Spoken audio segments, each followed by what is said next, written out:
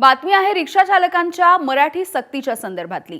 राज्यामध्ये मराठी सक्तीसाठी अप्रत्यक्षपणे आता मुदतवाढ देण्यात आली आहे। राज्यामध्ये 1 मे पासून 15 ऑगस्ट पर्यंत मराठी शिकण्याची मोहीम राबवली जाणार आहे।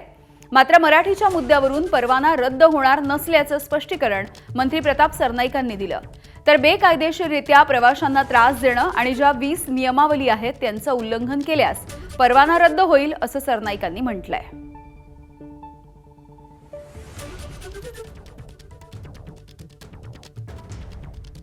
1 मे पासूनची मोहीम कायम ठेवलेली आहे। कारवाई होणार।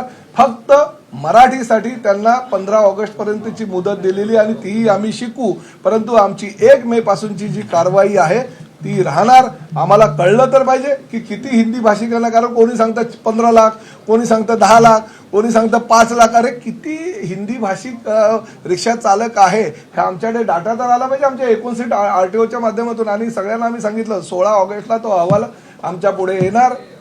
गायकवाड साहेब त्याचे प्रमुख म्हणून आम्ही इंचार्ज नेमलेले आहे। त्यांच्याकडे अहवाल आल्यानंतर आम्ही तेव्हा तपासणी करणार की आता बाबा किती लोक हिंदी भाषिक मराठी शिकलेले आहेत, किती शिकलेले नाही, आणि त्यावेळेस आम्ही तो निर्णय घेऊ।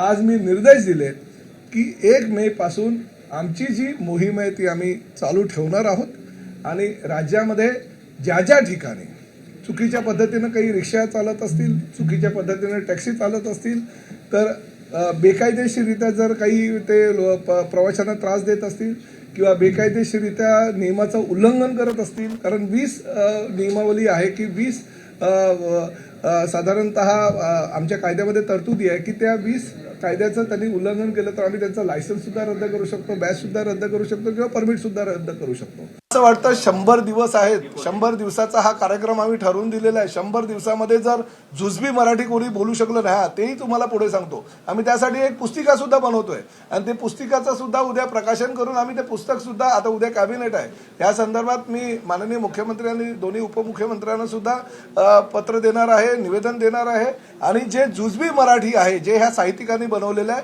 त्याचा पुस्तिका सुद्धा उद्या आम्ही वितरित करणार आहोत। एबीपी माझा, उघडा डोळे बघा नीट।